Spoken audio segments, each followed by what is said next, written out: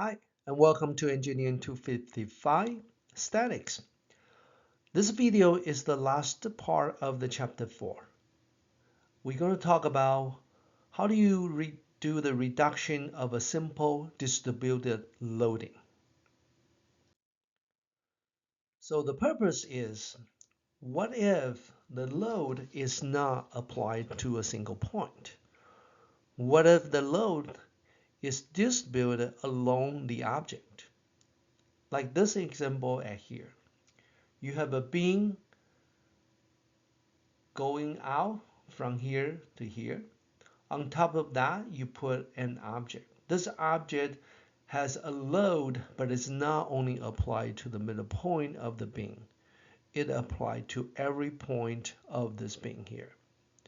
If the shape is perfectly uniform shape like the rectangular, then you kind of have a very uniform distributed loading along this bar. So how do we deal with this situation if it's not a single point load?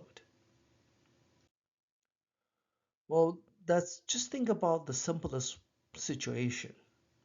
And the simplest situation is the load is uniform distributed. It's a uniform distributed along one axis. And in this case, let's just think about the bar is distributed along the x direction. And we're going to define a symbol called W. The W is a function of the X, which means the W is a function along the bar. And this W has a value and a unit. The value simply tells you at each one of the point along the bar how much of a loading it will be. So the unit for this is going to be the force per length. The force per length is going to be Newton per meter or pound per feet. And if this is a uniform distributed, like the object is uniformly sitting on top of this bar, then this value, this function is just a simple value. If I put 10 here, that simply means every meter this will have a 10 Newton. And that means it's always going to be 10 Newton per meter along this bar here. And if the total length is 1 meter, and we have this value which is 10 Newton per meter, then the total force of this loading will be simply you multiply this W with the total length, that is the total force that you apply to this object. And therefore you can see the F of R represent the resultant force, which is the equivalent resultant force to represent this whole uniform distributed loading is going to be equal to the W times L, where the W is uniform distributed loading function with respect to the axis multiplied with the length of the axis. And if we use this one to represent loading, then where should we put the load? We cannot simply put the load at the arbitrary position. So the way that we put this load is that we have to place the load at the center of this object. But this is for the case where you have a uniform distributed load. You might ask, well, would this one actually equal to this one? And think about when we tell you if you have multiple load and you wanted to sum them together, you might have a moment. And that's what we talked about in the previous section. We can represent a single load to different location, but when we represent that at a different location, we might have a moment. And in this case, it only applied with the load, but when I centralize it to a particular position like this one here, won't this one create a moment to this point? Will this force create a moment to this point? The answer is yes. But if you put this force at the center of this bar right here, the moment that created from the left hand side is going to be equal to the moment created by the right hand side. They are going to cancel out. So the net moment due to this side and that side is going to be canceled out. Then we can simply just represent the total loading in this situation. You simply put a resultant force at a position which will result of the moment from each side to be equal, they cancel out. And that is the key point of this section. In most of the situation, the loading is not going to be uniform distributed. It actually will change along the axis of the load. So think about the situation that you have a load on top of this bar here, and the total length of the bar is L. We're going to use X as the axis of the load distribution, and W represent the distribution function. This will have the unit which is Newton per meter. And you can see at the beginning the W is larger, at the end the W is smaller. So let's just make an assumption. Let's just say, oh, W is going to be 10 and minus 2x squared. And the total length of this x is going to be 2 meter. So the x at here is 0, the x at the end is going to be 2. If you put x into this equation, so this is going to be the w of x, and is equal to 10 minus 2x squared. When x is equal to 0, the value is going to be 10. When x is equal to 2, you have 2 squared, which is 4. 4 times 2 is 8. So 10 minus 8 is equal to 2. So here you're going to have w equal to 2. So in this situation, how do you find the resultant force? How do you find the total force? Remember, we were calculating the rectangular situation. We simply just find the area of the rectangular. And here you're doing the same thing. So when you do want to find the resultant force, it is actually coming from this equation at here. That equation tells you if you want to find a resultant force, you just need to take the integration on both sides of this equation. That will give you the resultant force. And you integrate from x equal to 0 to x equal to the n, which is the L. Now, it's possible that x can start from any arbitrary value. And in this case, because it starts from 0. And then the question becomes an calculus question. They have to do an integration. So you just need to integrate that. After you do the integration, you find a resultant force. The next question is, should I put the resultant force at the center of the bar? Well, in the previous example, the uniform distributed case, the answer is yes. However, when you wanted to represent this force, which is not uniform distributed, you had to find a location to represent where the bar is centralized loaded.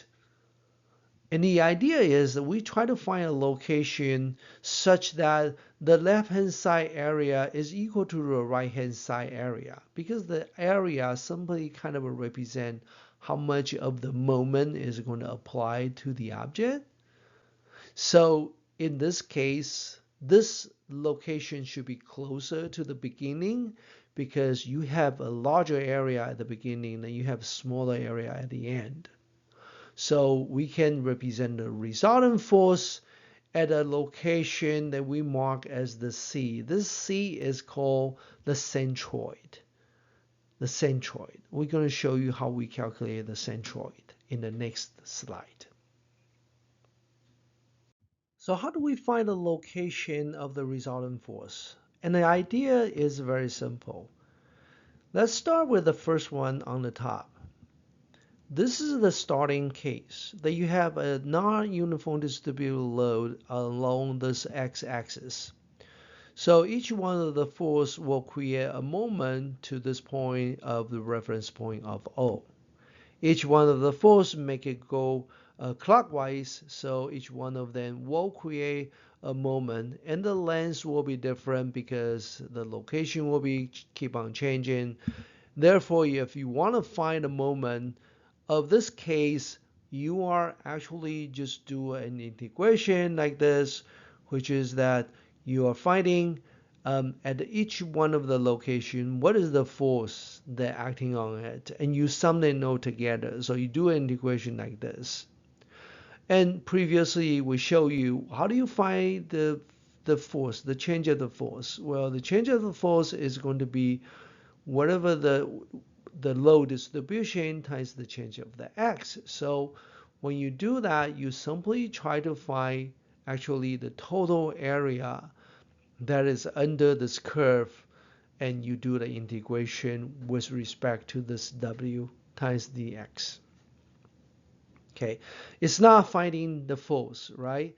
Finding the force, you find the total area, but for this case, you have to multiply it with x. So if we use the previous example, if you have the w, which is equal to 10 minus 2x squared, over here, you're going to do an integration of x times 10 minus 2x squared dx, and that's how you find the total moment of this case with respect to the reference point of O.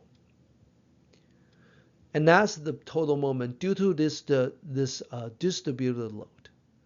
We try to find an equivalent system. So these two are actually represent the equivalent system, meaning the effect of this one is going to be the same effect like this one. And we first find a resultant force by using the previous equation, and we do an integration. So f of r is the integration of the w x dx. And that's how we find a resultant force. And once you find a resultant force, we're going to place it at the centroid location. And our goal is to find where is the centroid location. And the centroid location will be represented by this one here. This is the location of this force away from the reference point of O. So x bar here represents the centroid location. Since these two are equal, and we can find the moment with respect to the O due to the resultant force, and that force is simply, that moment is simply equal to this force times this distance, right? So we can find the moment of this case, simply use the centroid location times f of r. And what is the f of r? We talk about the f of r is equal to this. So this is actually the moment if we sum all the forces together, and that will be equal to this situation. So these two should be equal because they are equivalent system. They represent the same effect. Once we find out these two equations, then we can calculate this x of bar. We take both equations and we take the ratio of these two we can find out the x bar. And this, well, so how do I get this equation? We actually get the first equation is the top of this, and we have the bottom case, which is the x bar times this one here. So the ratio of these two is going to be your centroid. And you can see, and when you are doing this, this part here is simply equal to your x times dA, where the dA represent the area under the curve. And here you are simply trying to find the total area. So this C here is known as the centroid, and you're going to see the centroid in the next part of this course as well. It simply represents geometric center, which means if you have a figure and then where is this geometric center of the shape, and that will be the centroid point that represent the resultant force. Let's do some example to see how we can apply these ideas and to deal with different cases. Over here, you can see we have two cases. We have rectangular, we have triangle. This is a rectangular, and this will be triangle. Rectangular has a uniform distributed load, and the W is just a fixed number, is a 400 pound per feet. And this going along 10 feet. So you can find a total force by simply multiply 10 with 400, that will give you 4,000 pounds. So the resultant force is going to be equal to the multiplication of these two values because it represents the total area under this curve here. Centroid location will be simply as the center of this bar here. So it's very easy to calculate for a uniform distributed load, which is a rectangular distribution. If you have a triangle like this, then this is not going to be simply as the rectangular case. You still find the total area under this curve, which is a triangle. So what is the area of this triangle? It's going to be equal to, this is the area, which is equal to 1/2 of the base, which is 6, and times the height, which is going to be 600. So that will be equal to 1800 Newton. This is a Newton. So 1800 Newton. So your resultant force is going to be 1800 Newton. Okay, so this is the simple shape. So I didn't do the integration of the calculus integration because this is just a simple shape. Then the second question is that how do we find a centroid? Well, the centroid is going to be the centroid of this triangular shape, and for the triangle, you are trying to find a location where if you find a location, the left-hand side and right-hand side area will be the same. For a triangle, it's going to be 2/3 of the length, and that will be the location of the centroid. So 2/3 of the 6 is going to be equal to 4, so the centroid location is equal to 4.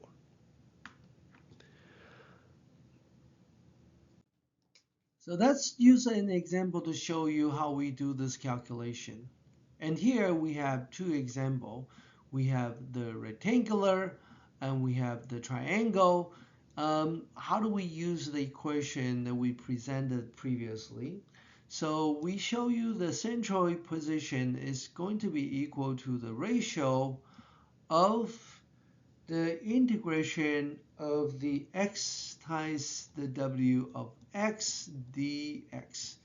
At the bottom is going to be the x, not the x, just w, x, and dx. And if this is a uniform distributed case, where the W is just a single value, so for this centroid position, we have integration of x dx with a 400. So it's going to be 400 x dx. At the bottom, we have 400 and dx.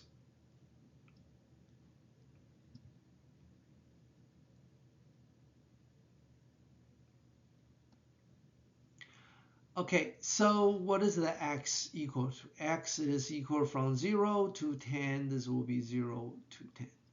So when you do this integration, what is the result of this top one? This is going to be the x squared divided by 400 divided by 2. That will be 200 of x squared. And it's integrated from 0 to 10.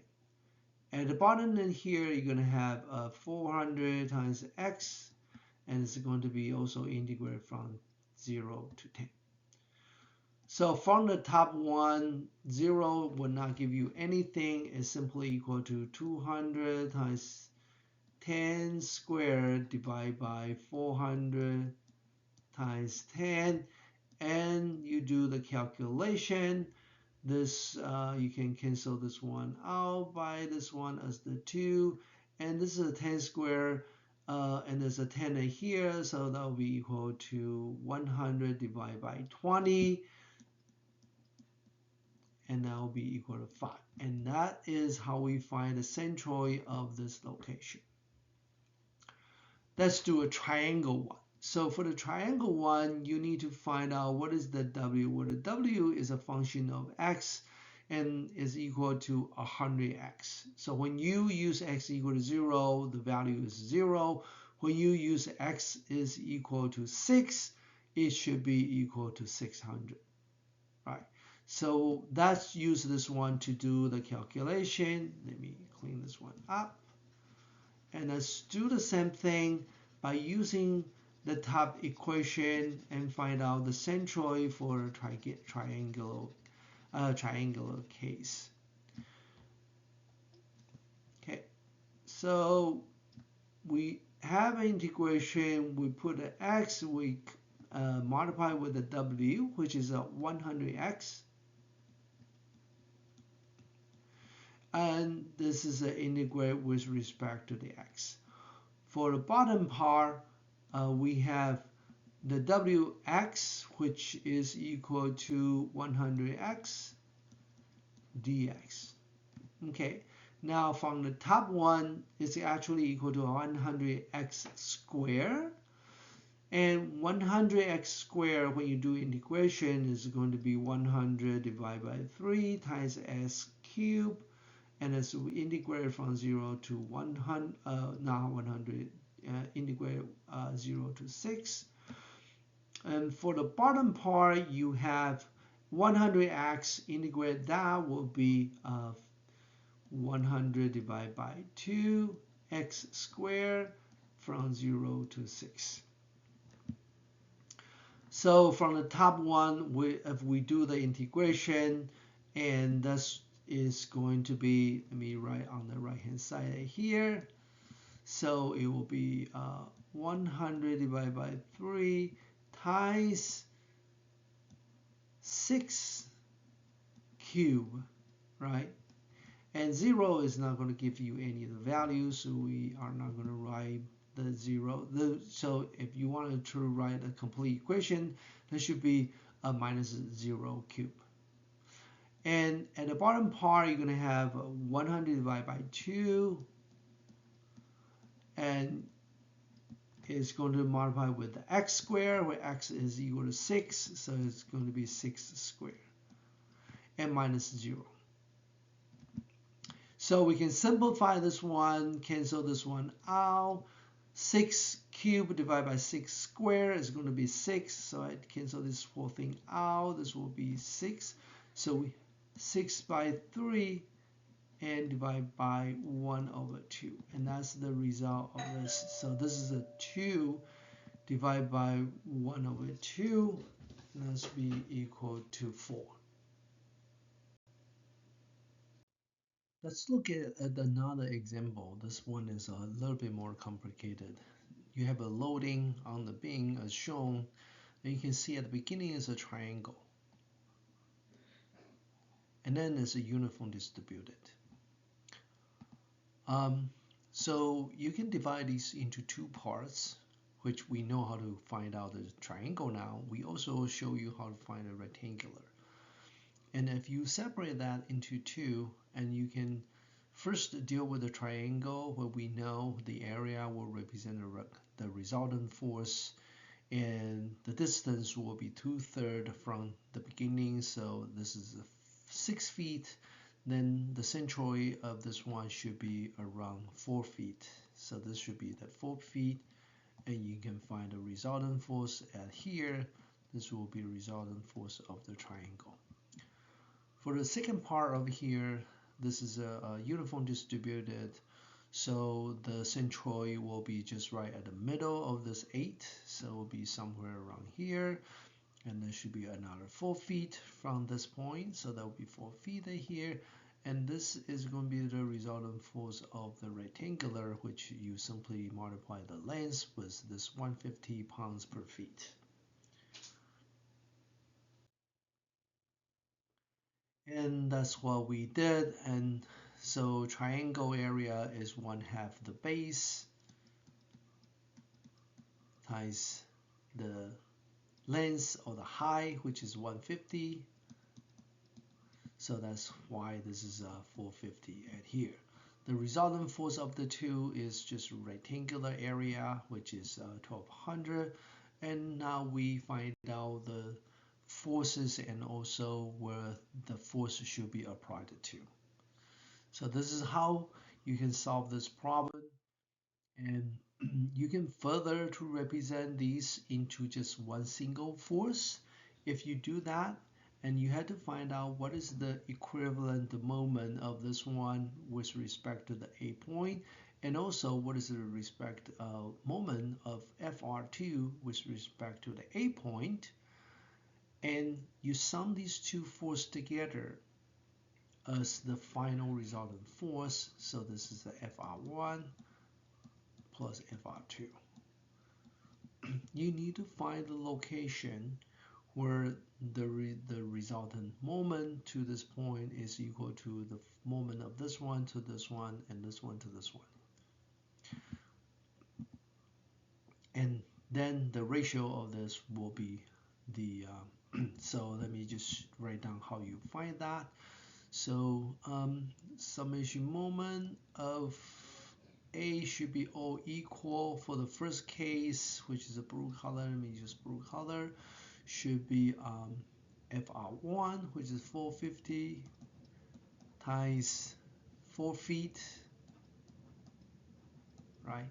This is 450 and times this distance is 4 feet plus this one FR2, which is 1200, and the distance will be 10 feet. It will be 4 plus 6, so it's 10 feet. And that should be also equal to the case of the red color one. So for the red color one, we have F of R, the sum of these two, which is 1650, and multiply with the distance, and this actually is your centroid distance. So your centroid distance is equal to the ratio of the blue color one divided by 1650. So the blue color one, this part here, you sum them together. That's this value here, 13,800. And the ratio of this is your centroid, which is 8.36. Okay, so this is the end of the chapter 4. I hope that you know what we are talking about, and we're going to do a review for the first 4 chapter, and that will be your exam 1.